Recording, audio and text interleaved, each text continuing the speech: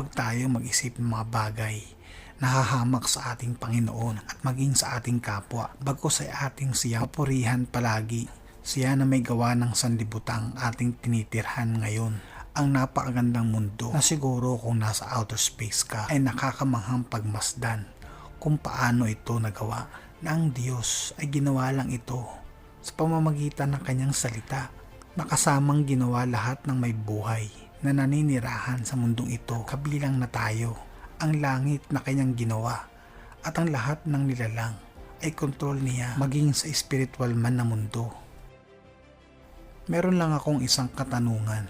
Bakit walang nasasulat sa Biblia na tumutukoy sa tao na nagsasabi na kaya mong gawin ang isang bagay kahit walang tulong na nagmumula sa Diyos, na ikaw ay malakas na at kaya mo na ang iyong sarili?